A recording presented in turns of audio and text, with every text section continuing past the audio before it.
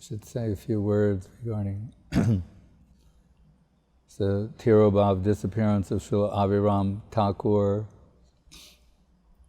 and the Dwadasha Gopals, 12 principal cowherd boy associates of Balaram and therefore of Nityananda Prabhu.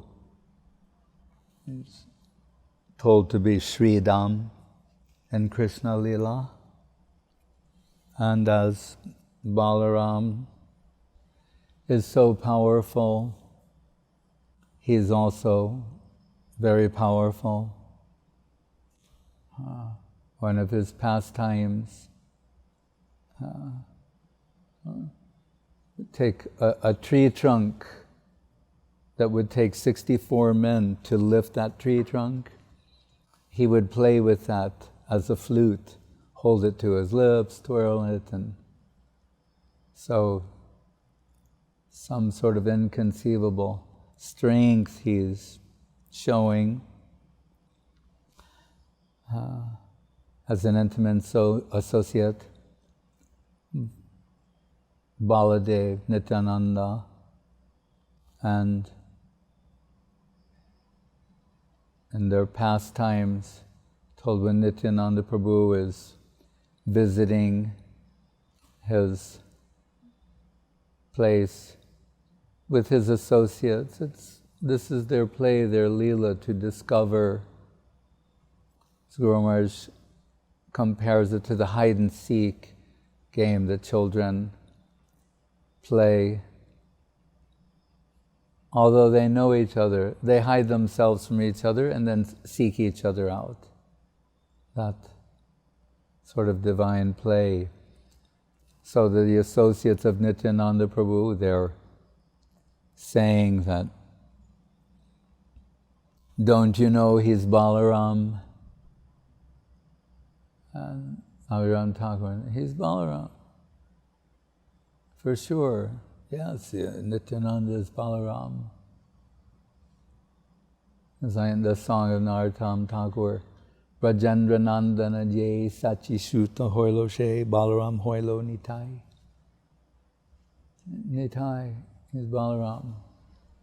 And Abhiram Thakur is thinking of the Vrindavan Leela. And he knows next, talking about strength, speed also. No one can catch him, he's fastest, but Balaram can catch him in 2.5 steps. So he thinks to test this Nityananda. So he starts running, and Nityananda in 2.5 steps catches him, and he realizes, indeed, this is Balaram. And told also that he in Grihastha ashram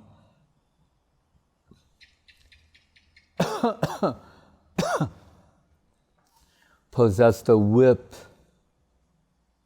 named Jai Mangal, Vaikuntya Pritivyari Sakala Chinmoy. In the spiritual world, everything is Chinmoy, spiritually conscious substance. The clothes, the earth, the ground, everything. We're so dislocated and misconceived as to think of this world, which we know even from scientists, it's temporary. No matter how long it remains, it's temporary, a temporary manifestation. Yet we think of it as the substantial plane, and from what we hear of the spiritual world, we think of it as something generally as abstract, imaginary, lacking substance. We have to reverse our thinking, understand the conscious world. It's the substantial plane. and not merely generic consciousness, but consciousness enriched, endowed with dedicating tendency.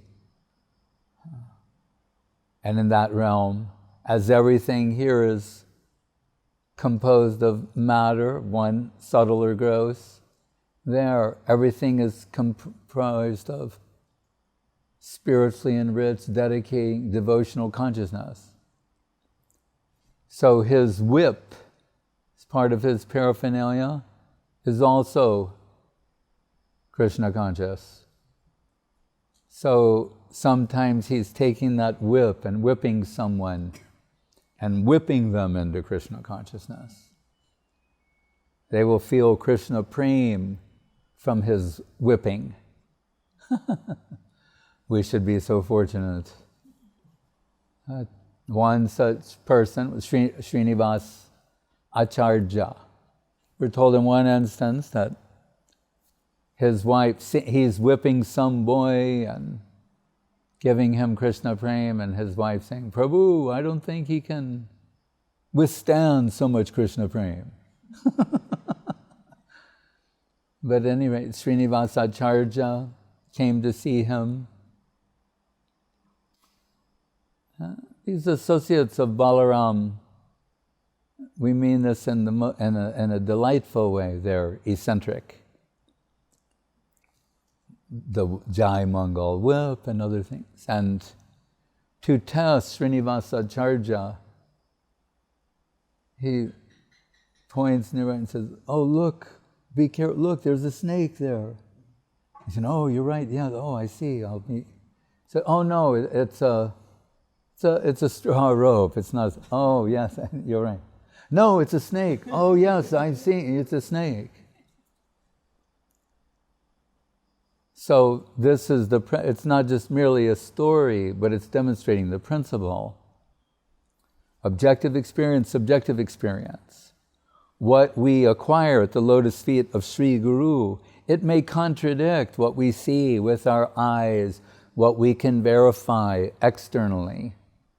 As long as we remain attached to that, then we won't get the full benefit of hearing the lotus feet of Sri Guru, what is descending into this plane. If that always has to be verified by our finite experience, our limited experience of the limited, or the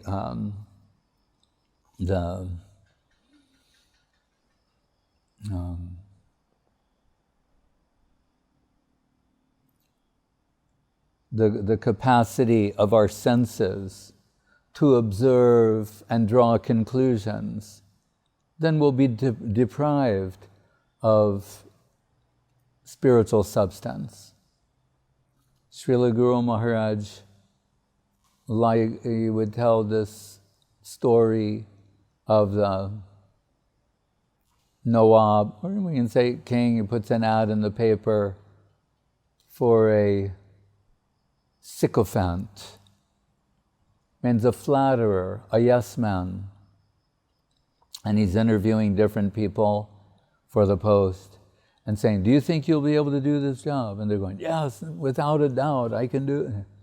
And they're dismissed. And the king says, "I think you won't be able to do it." "No, I will be able to do it, I guarantee you."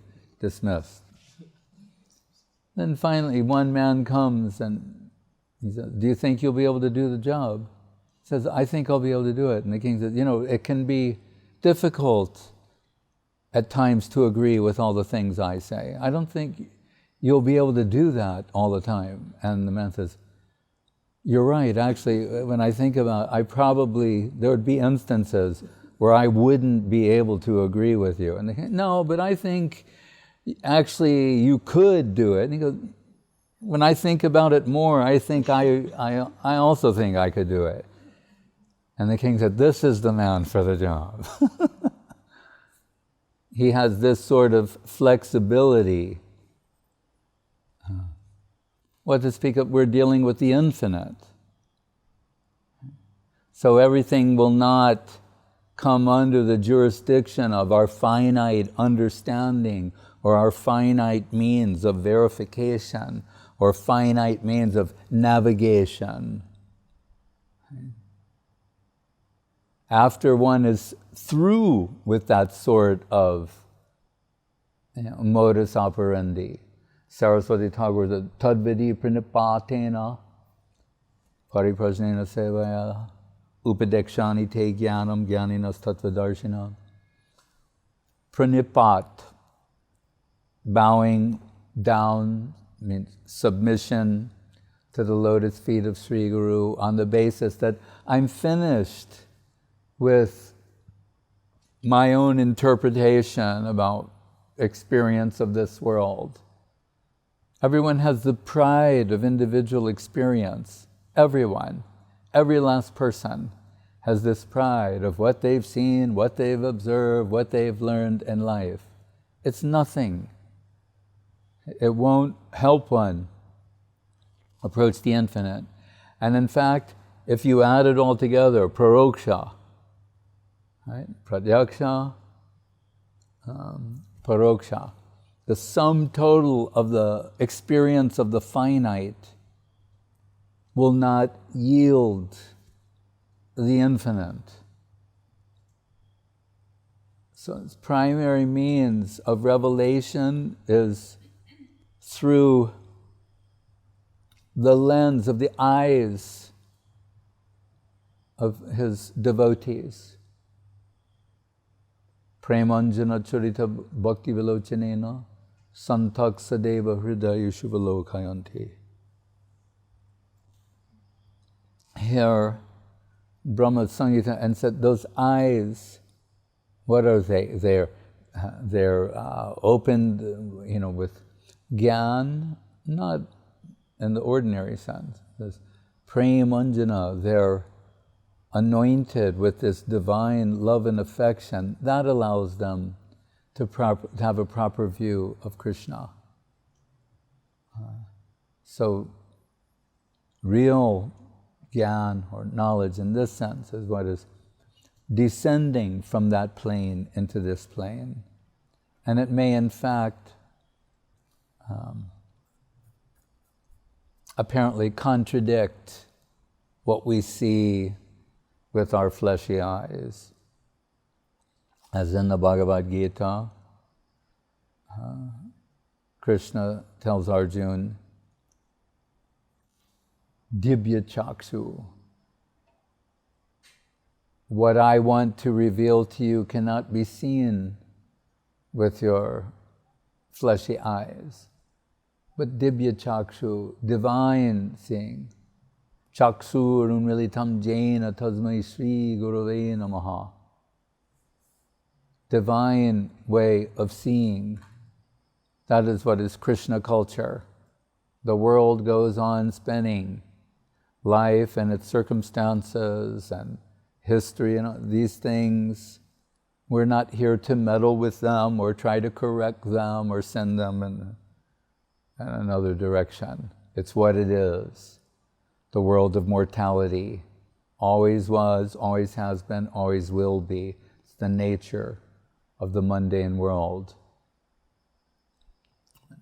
Agyana om agyana timarandasya gyananjana salakaya Chaksu Runmilitam Jaina Tasmai Sri Gurave Namaha.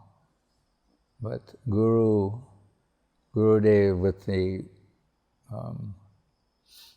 you can say, laser-like precision, removing the cataractus eye of ignorance so that one can see properly Sambandha, Abhideya, Prayojan.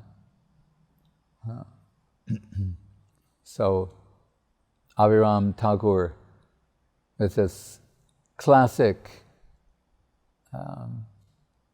test of Srinivas Acharya, and Srinivas Acharya passing with flying colors. Hare Krishna. Srila Abhiram Thakur, Tirobhab Mahamahotavati Ki Jai. Any question? Maharaj, you just mentioned about personal experience is nothing. Is it applied only to sense experience, because we also can have realization that came from our guru, and this is something. No, when I said personal observations is what I mean. When I said that, I mean what we're able to observe of the world with our intelligence, mind, and senses. That's what I'm talking about. Not, to use the same word, the personal experience of what is comes to us by the grace of Sadhu Shastra, Guru, and Vaishnav. I'm not referring to that. It's talking about mundane experience. Also, you mentioned about in spiritual world, everything is conscience. Not just conscious, but Krishna conscious.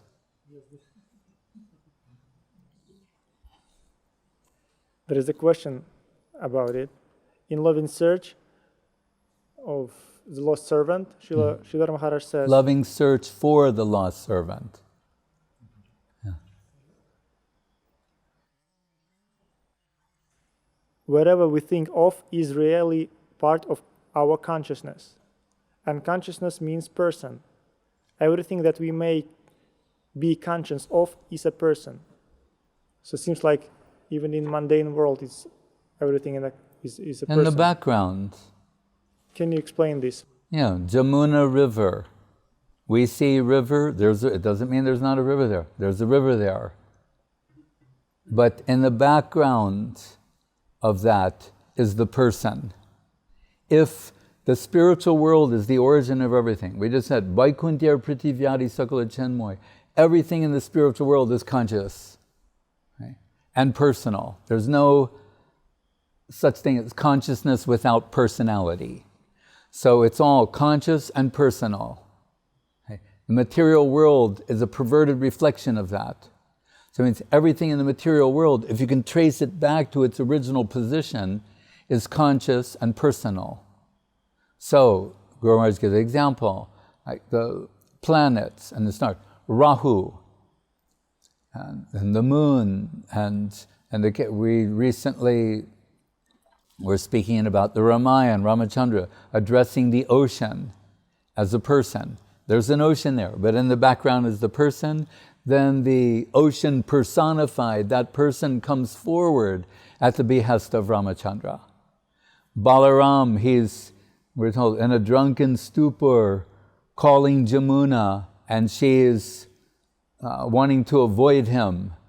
And then Balaram, with his plow, he's dragging the Jamuna toward him. So we see the river, but there's a personality in the background. So Srila Guru Maharaj is making a point. The rishis who are adept and advanced in this sort of realization and culture, they're addressing everything as personal. Because they know ultimately, as Madhvacharya, Guru Maharaj references, when he says, there's a thing, the jiva or devata of that thing, then Guru Tattva. At the heart of the matter of Guru Tattva is Baladev, Nityananda, and in the heart of Baladev, Radha Govinda Chidlilamritam, in that way. So everything can be traced back in that position. And Guru Maharaj makes his point that actually it begins with Radha Krishna. Adi Rasa, Janmadyasya Yaton Vayaditaratas. The origin of everything, you say, is Krishna, but Krishna is not alone. So we can understand the origin of everything, Radha and Krishna. The origin of all rasa, Madhura rasa. So the origin, Radha and Krishna, they're the origin of everything. It comes from them. Then who's Krishna? First, other, outcome? Balaram. From Balaram, everything else is coming. So if the quadruple expansions, the second quadruple, the Purusha avatars, the Guna avatars, the worlds coming from Mahavishnu, if we follow this sequence, it's all traceable back to this original spiritual substance, which is conscious and personal. So those who are advanced in this way of seeing, they're addressing the person that's behind the object. So when Guru Maharaj would explain this, he said sometimes Yajavar Maharaj, his brain, we couldn't digest it. We become flustered and say, so you mean this table is the person? And Guru Maharaj would say, yes. And you go, so it's a particular way of seeing. Because why? This table, it's hard. It has breadth, length, breadth, width, dimension. Right? It's heavy, it's soft, it's hard, it's brown, it's this, it's that. All of these are descriptions. They're, what do you call it?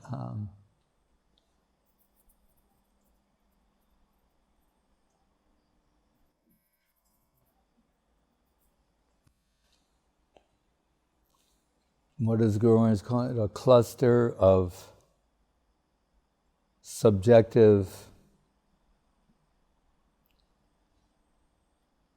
forget the exact word, like concept, weight, length, breadth, dimensions, height, color, hard, soft. It's concept, a cluster. So he's saying a cluster of subjective concepts makes an object.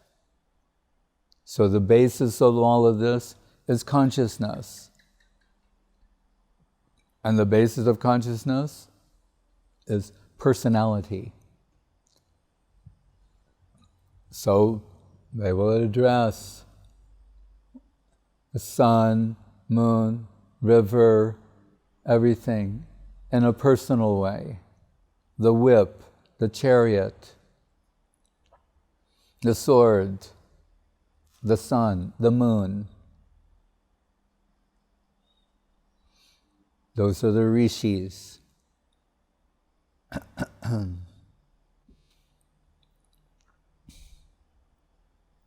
They're observers of reality. So if you can understand, at least in theory, how the original source of everything is personal, then everything that comes from there is personal. Krishna, it's only, how do you say, from this point of view, Guru Maharaj will say, there is no such thing as the mundane, actually. It's only that a part of the perfect appears to be imperfect for some time. The details of that are described in the Bhagavatam about the Mahatattva and Prakriti and all these things. But suffice to say, in summary, and it has to do with Mayavad and other things.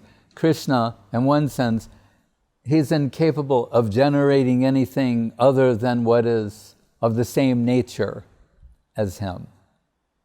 But this particular manifestation is a temporary manifestation. It's not its permanent character or characteristic.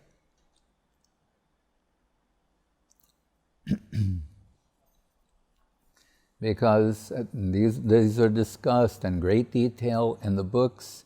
This is not the forum to go into these discussions. And you can read in the Adi Leela of Chaitanya Charitamritam, later in the Madhya Leela, and many different places about Mayavad. And one of their contentions is that if the absolute Brahma could actually be transformed into something, that would cancel its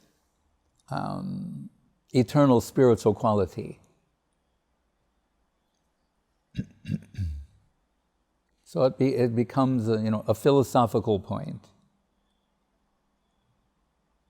So as Guru Maharaj will say in the subjective evolution of consciousness, subjective evolution, they're saying this, at some particular point of configuration and evolution, manifests consciousness. Rather, we should conceive in the other direction, how consciousness can produce all of this. That's discussed in the Bhagavatam and other places, and it's not so easy to comprehend. The glance of Mahavishnu towards the Prakriti, and so many things, and how the elements are manifest.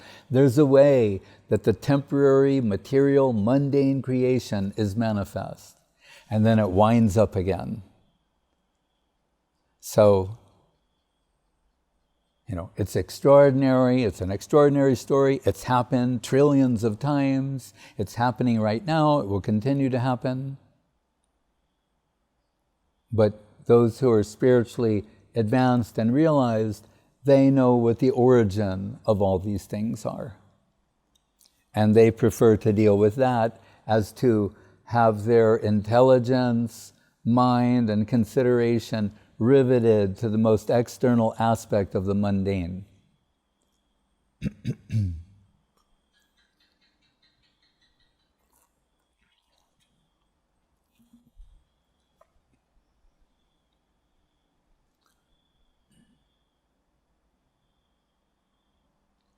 So it's a question of interpretation, just like our friend Nietzsche says, there are no facts, there are only interpretation.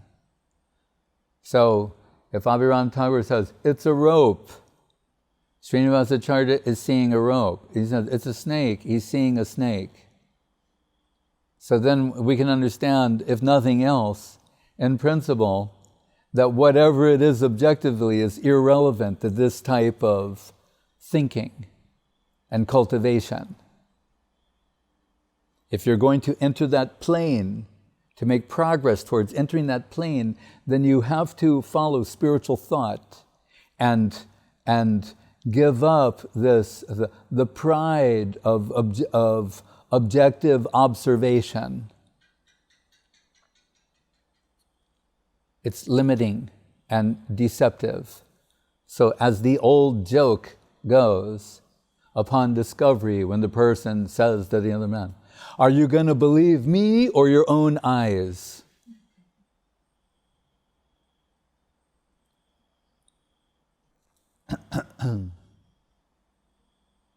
So this is a case where we believe Sadhu Shastra, Guru and Vaishnav, not our own eyes. Why? Brahma pramada vipralipsha karna patava.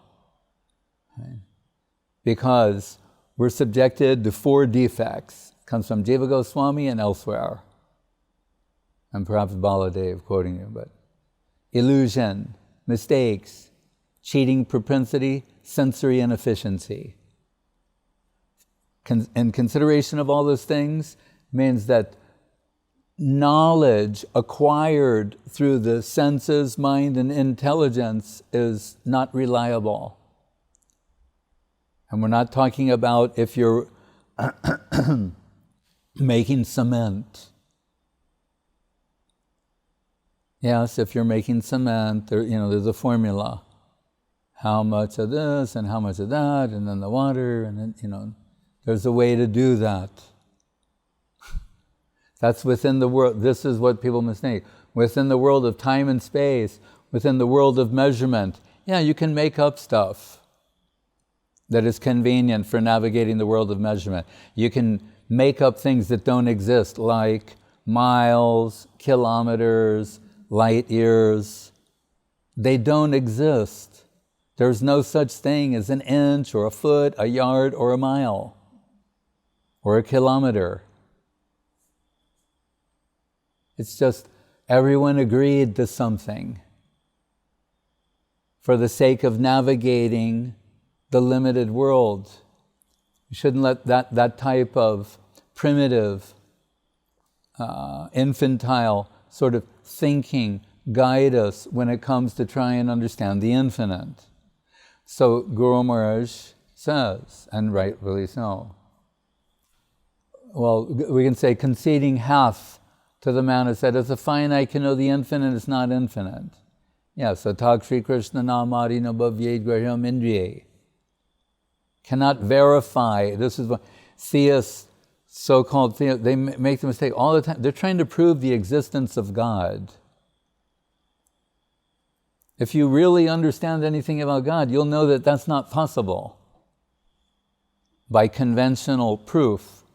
So it's just acknowledging that you've been seduced by all of this nonsense. And now you're playing their game. So you're going to play the game with the scientists. It's rigged. That game is rigged. This is about the culture of faith. But they already convinced that you're playing their game means you were seduced by them into thinking that faith is not valuable, that faith cannot give you anything real.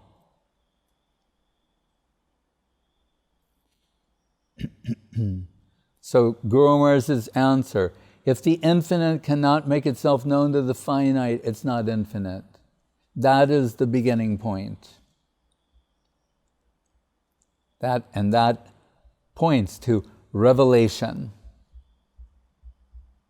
Well, modern people can't accept that. That's their misfortune. Not going to try, if you try and convince them, oh, we have a NASA photograph, we did an experiment in the lab, and then someone else will show you another photograph, do another experiment. Then what will happen to your faith? If the reason you believe in something is because of a scientific experiment or a NASA photograph, you're in trouble.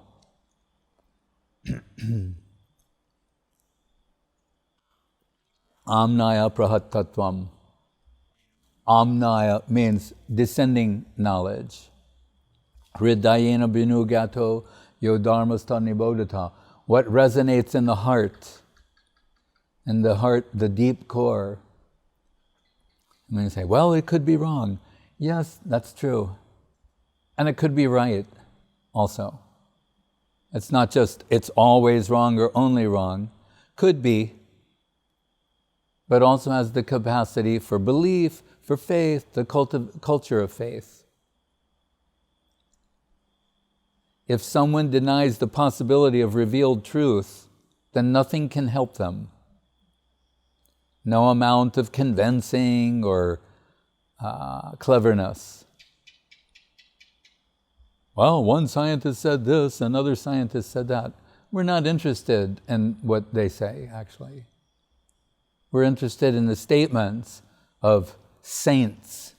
What Jiva Goswami said, what Baladev said. That we're interested in. Not this scientist here said this scientist. Maybe for the sake of some kind of peripheral discussion, but there's no substance there. We sometimes quote people who are authorities in a particular field or something to act as a bridge to bring someone to Sadhu, Shastra, Guru, and Vaishnava. That can be done. But the substance or the basis of why we believe what we believe will never be that. They're unreliable. They're subjected to the same defects. Brahma pramada vipralipsha karana patava. This is about faith, culture, revealed truth, the infinite revealing itself to the finite. Not that the finite, by empiric method, discovers the infinite.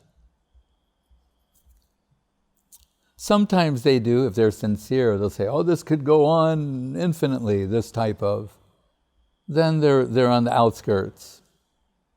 If they realize, yes, you can keep dividing and dividing and dividing and dividing.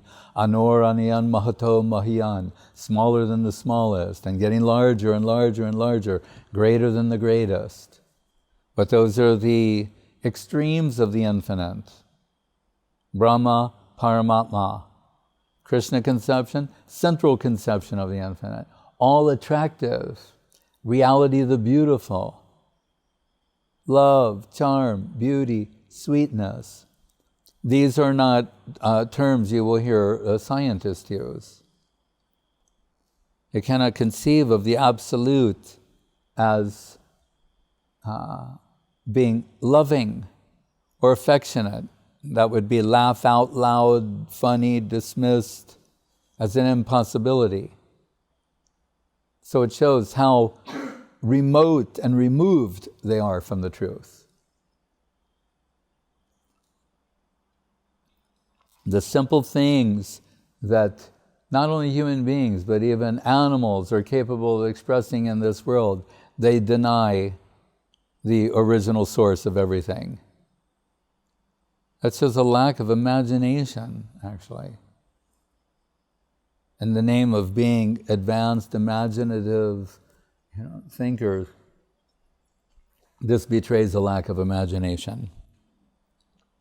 Not so with the rishis. Drishi means they're seeing, observing. Not creators, observers. But with what? Not this sort of external observation, internal observation. It's like it's here, the explorers, once they were navigating the oceans, discover new worlds. Now they navigate Akash, space, in search of new worlds. Right? It's like, what is the word? Centrifugal, and centripetal. One current is sending everything out carrying current. Centripetal means everything's going towards the center. So one type of thought called everything is going outward, spinning outward, just deeper and deeper into the mundane.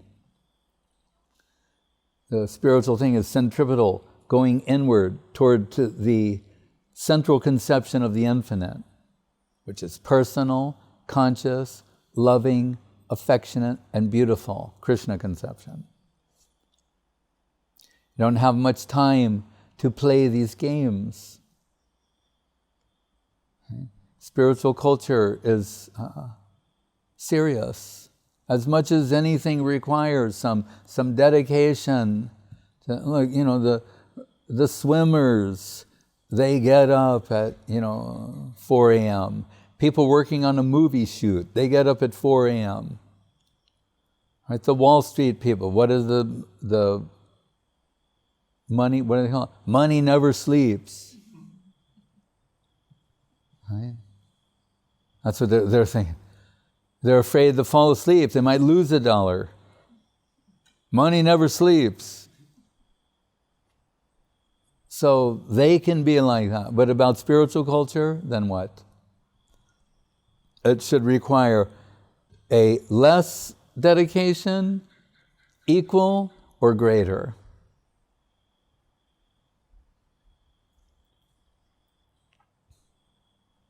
So one point, we have to acknowledge to what degree we're under the influence of erroneous thought. And this whole civilization is going. It's a colossal hoax. It's built on a false premise. What Solzhenitsyn called the disastrous deviation of the Enlightenment, to put man at the center and the measure of all things. And the only way if we want to be generous to accommodate them, say, Krishnera Jatika Kela Sarvatam Naralila Naravaputa Swarup Gopavesh Venukar Navakishore Natavar Naralila Hoyanurup. The human-like pastimes of Krishna. In that sense, as the Guru Maharaj quotes the Bengali poem, saying, man is higher than God. And the humanists are celebrating. What he means is, the human-like pastimes of Krishna are superior to the Judeo-Christian concept of God. That's what it means, if you had to spell it out. That's why Saraswati Thakur preferred Godhead. Because God, as soon as you say God, this remote figure who's practically nondescript comes to mind, and who's not, by most standards, the most pleasant personality. He wanted to avoid that, so he said Godhead. Srila Swami was saying, Supreme Personality of Godhead, Krishna, Lord of the land of love, that's ruled by mercy over justice, a whole other world and worldview to consider other than what people in this world, they're always talking about justice and freedom of self-expression and justice. all based on a misconceived notion of self and mundane identity based upon gender, nationality, ethnicity, all external designations. The beginning of spiritual culture, aham brahmasmi. And that's in the most general sense. It's not Vaishnavas who are fond of saying aham brahmasmi. That's just Indian spiritual culture 101. I'm spirit, I'm Brahma. In fact, it's favorite to the Mayavadis because they're saying that great Brahma that's pervading everything, I'm that. Yeah, I'm okay with that. No, you're Anu Brahma. Sun ray and sun. Same, but different. What's the difference? Sun has infinite magnitude. That's when you try and understand these things. So we see, if we're compared to the sun ray, and we see what we're like, hearing, seeing, tasting, touching, smelling, feeling, searching for relationship, love, affection, have all these particular tendencies, then if you took that to an infinite magnitude, then you'd have the direction of the infinite. We need to move with this sort of thinking. And as Guru Maharaj would say, it's not unscientific if you can think about it without prejudice or bias. And it requires ultimate imagination to surrender oneself. As Guru Maharaj said, if you take your tiny faith and cast it toward the infinite, he said, then prepare yourself for what will come in response to that. That's what spiritual culture is.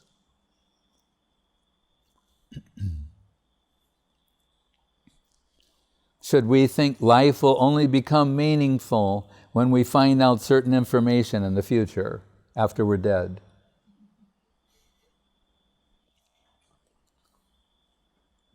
Darn, we just missed it. They discovered everything in 2050. We're so stupid to believe this nonsense. We're always on the verge of discovering everything. But we probably won't be here when they do.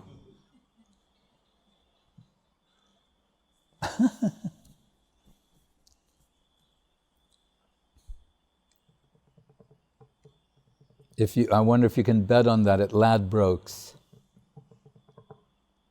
There's no Irish here. It's a place where you can bet on anything.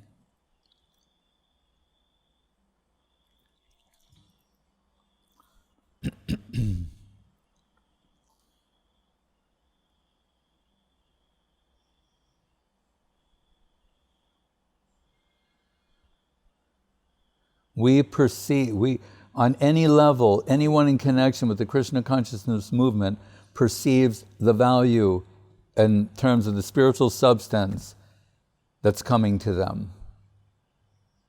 Not only those who we revere as being on the highest level.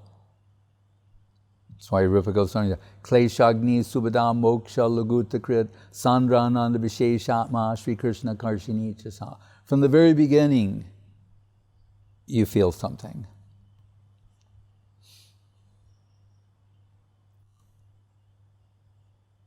And someone can say, maybe that's not real.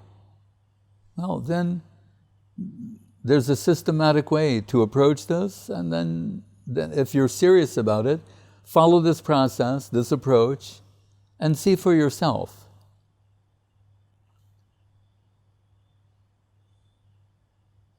When people say, Prabhupada says in the intro to the Ishopanishad, people challenge and say, can you show me God?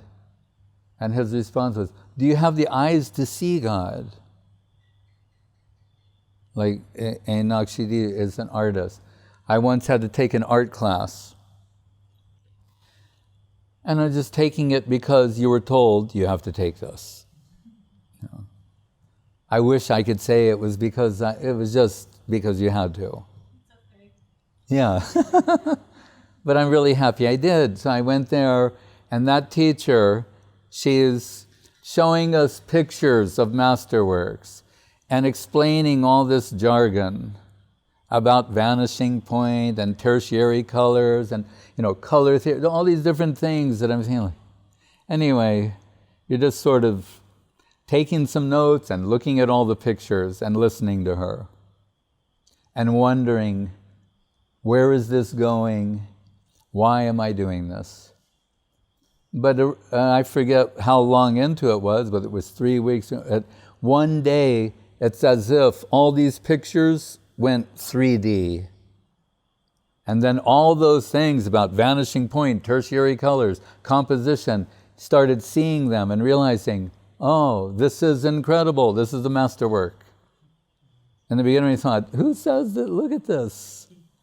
I was in the Museum of Modern Art in New York, seeing people looking at certain paintings, and I thought I could understand what they were thinking. So I leaned over to this couple and just said to them, seriously, to see how they would respond, I said, I think this is going to be incredible when he finishes it. And they're like, because they were thinking like, this doesn't look like it's finished. At the Museum of Modern Art in London, the janitor threw away, swept up, threw in the garbage, $1 million exhibit. Why?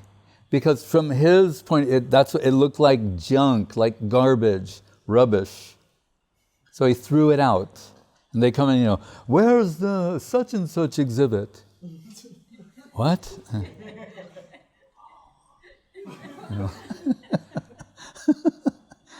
He thought it was rubbish. They paid millions of dollars to get this.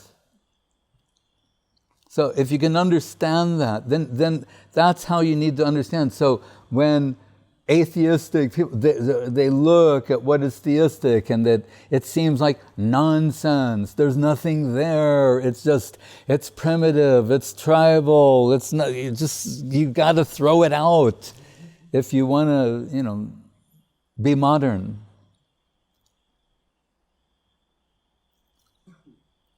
So it requires a different sort of seeing. So in the last few years, all these Sotheby's auctions, they're paying $100 million plus for certain paintings. Are those people stupid? They don't know anything. Everyone's just giggling because they're paying $100 million for something that, objectively speaking, is a piece of canvas with pigment on it, different colored pigment. So you can say, what an idiot, right? It's worth $10 of canvas and pigment. And these fools, the frame is worth more than that. And these fools paying $100 million, are they foolish? Or 10 years from now, 20 years from now, it will sell for $1 billion. Because its subjective value is increasing. Objectively, it's actually deteriorating and vanishing, while its subjective value is going up. Are they foolish, or is there another type of seeing that they possess that allows them to recognize that the subjective worth of this translates into this much, objectively speaking? And that's just about art. That same principle we have to understand for spiritual culture. So we're happy with what we have. They say in English literature, with their own assessment, the great writers, and they're and from a particular type of estimation. They say, the best of what has been thought and expressed So I looked at that and I thought, oh, here's something that can be used, here's something, the boast of heraldry, the pomp of power, all that beauty, all that wealth e'er gave, awaits alike the inevitable hour, the paths of glory lead but to the grave. Gray's elegy, it's about mortality, that's nice. Our sweetest songs are those that tell the saddest thought. Perhaps Shelley or Wordsworth, one of them. So he's finding here and there something that can act as a bridge to certain concepts of Gaudiya Vaishnavism.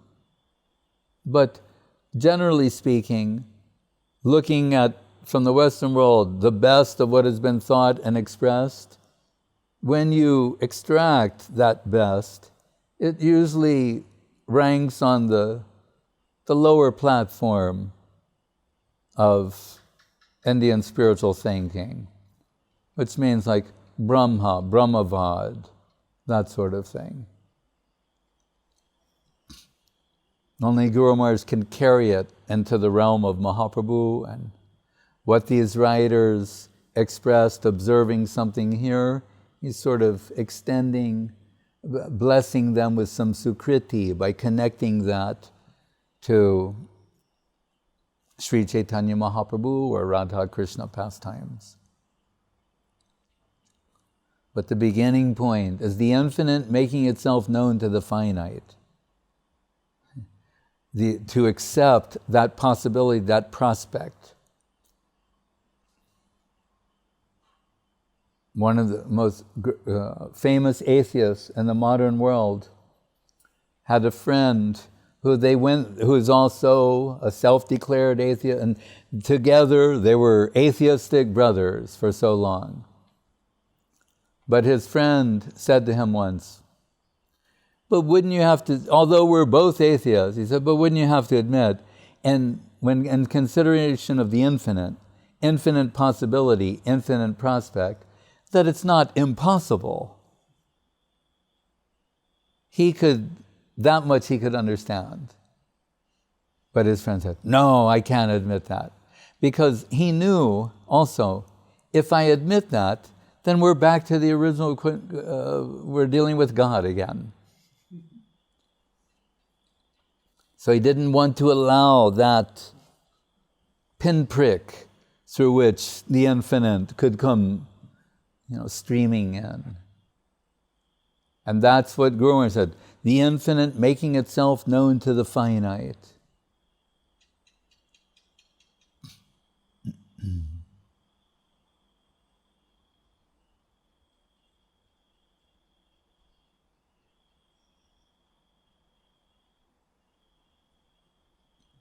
So it's hard for us to think all of this is the insubstantial thing, and all this talk and thought is the real thing.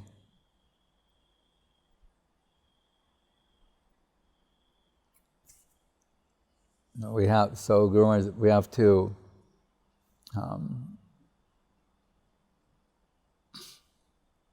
move under the influence of Sadhu Shastra, Guru and Vaishnava, move in this direction.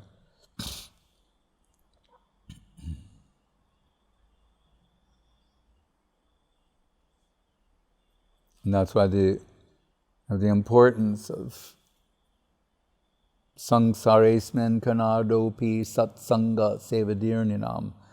Most valuable treasure to be gained in this world is the association with those saints who are fully developed in this type of substantial thought. Those are the rishis. Jnaninas tattva darshina. Tattva darshina. They've seen the truth. Brahma Paramama Bhagavan. Reality the beautiful. They've had a glimpse and more than a glimpse. And what they share with us, we faithfully hear that, the heart resonates, and we become upgraded. We improve. Our ability to recognize these sort of things improves. Just as with the teacher, showing masterworks. Same thing. What do? We read the masterworks. We don't always understand. Chaitanya Charitamritam, Srimad Bhagavatam, they're the masterworks. She's showing masterworks, not nonsense things, but masterworks, and quoting the vocabulary, which we don't understand what all these things mean. But at a particular point, faithful hearing, Shraddhan Vato Anusrinaya Dattavarna Yedyak, hearing and serving, then, Shayameva Spurtida, some revelation comes to the heart. Not to the mind, not to the intellect, to the heart. And then the heart can influence the intellect, the mind, the senses. When it's under the influence of the spiritual current, then everything's going towards the center. Any other question? Maharaj, can this method be also applied to mundane things? Like you will showing some piece of crap all the time and some... Showing what? Some crap, some rubbish. Uh-huh. All the time, and you explaining some nonsense, and for some time you have some faith in it, and then it like reveals to you, and like this is that's what Hitler's PR man said, Goebbels. If you tell a lie long enough and loud enough, people will start accepting it as the truth. There are many examples of that in the world. So, and it's Kali Yuga. So, so-called artists who are Shudras in Vedic culture, more or less just craftsmen. Right? And they may be very good at that, it's a wonderful thing, but they were Shudras in Vedic culture. Now in the modern world, they're in the highest position.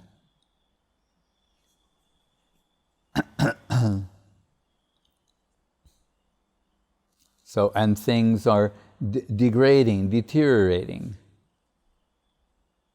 So that's one of the symptoms of tamagun.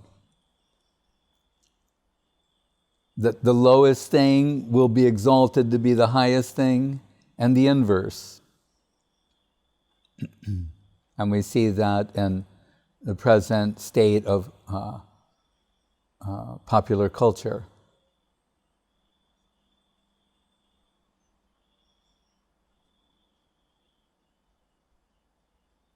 Pranipatena means to make a break with those things. Wipe the slate clean, to break with that. And start giving one's attention to Sadhu, Shastra, Guru and Vaishnav, being nourished by that. Otherwise, we'll succumb to the current of the world, which at best is just finite souls arrogantly sharing their observations, their limited observations about the limited, as if it is something of universal significance. Like, a teenager on Facebook saying, I rule. Do you? Really? You're the absolute. So many absolutes. So it cannot be faulted because they're raised in a culture of humanistic sloganeering, telling you to believe in yourself, trust yourself, envision yourself. People, they're so, just like children, blurt out the truth without thinking or realizing the implications of it. So often they'll interview someone who's a so-called artist or whatever, and they say, what was your motive? Or when did you know you wanted to be like this? They'll say, I knew since the time I was a little girl, I wanted to be famous. And I saw that music or this or that was a way to that. But my whole life I knew I wanted to be famous. They're saying that without, you would think someone would conceal that. Rather, they're saying candidly. I wanted to be famous, and now I'm famous. I'm so happy.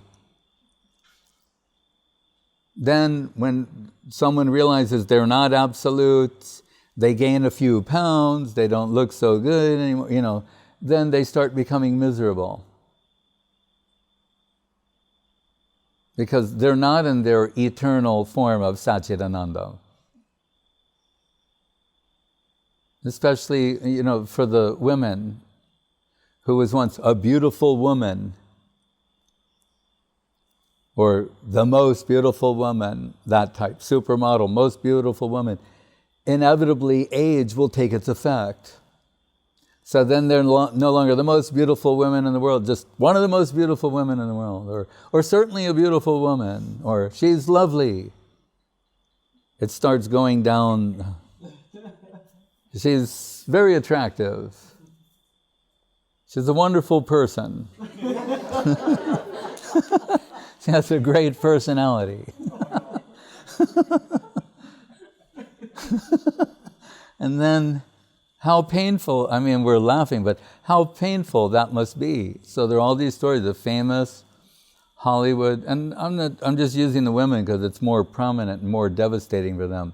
How as they got older, they had to either freeze their faces to keep it a particular way, or just go into hiding. This is before social networking and smartphones and everything. They would just try to hide. Or they tell the TV people, no close-ups. If I go for some TV show, you can't do a close-up of my face. Because they know more than anyone else that it's taking effect. Remember, Janma, Mrityu, Jara, Vyadi. Old age is an equal in this sequence with the suffering or miseries of birth, death, disease. Old age is another type of suffering. So it cannot be maintained.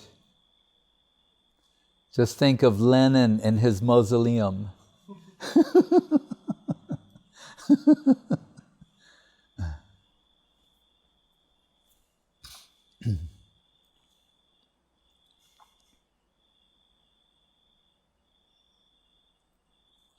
So we're so superficially oriented that we resort to technology to try and save the situation.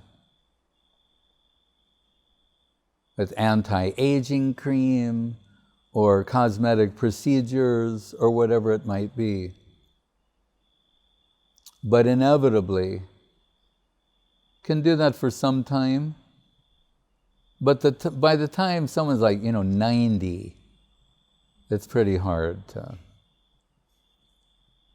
conceal.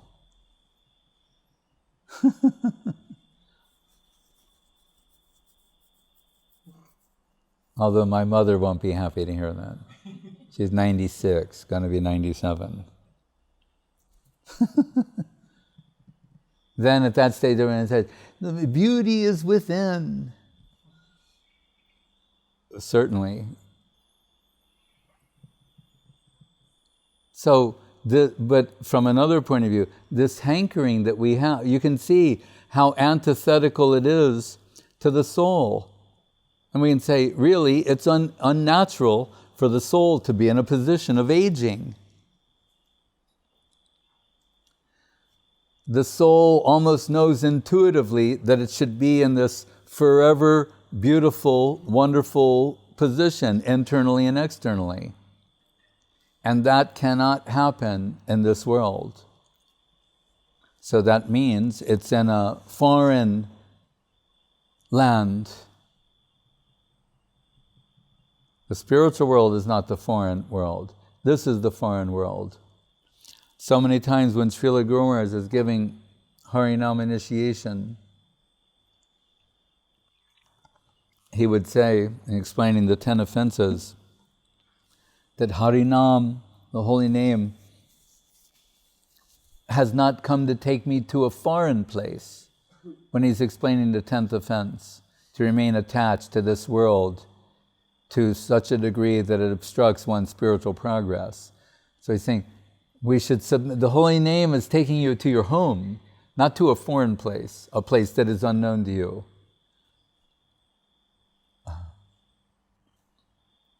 And that world is characterized by Sat Chit Anandam, eternal, full cognizance, happiness, everything. That all the things that we're actually seeking and striving for. As who is it? Vidyapati saying, you won't find water in the desert. That doesn't mean that water doesn't exist. Or if your only experience is the oasis, is the mirage. Right? In fact, in that context, the mirage, the illusion of something, is an indirect way of ascertaining its substance. Saying, but that this is not the world to find those things. It's in the internal world, in the conscious world, in the Krishna conscious world. And that's what everyone in connection with the Krishna consciousness movement is doing. They're engaged in this type of culture. While here, we're in this awkward position of navigating the mundane, embodied and all that. But we have, by the grace of our Guru Varga, this opportunity to engage in this sort of culture that, and ride the waves of that in-carrying centripetal force, going towards the central conception of the infinite. Krishna, reality the beautiful. Hare Krishna.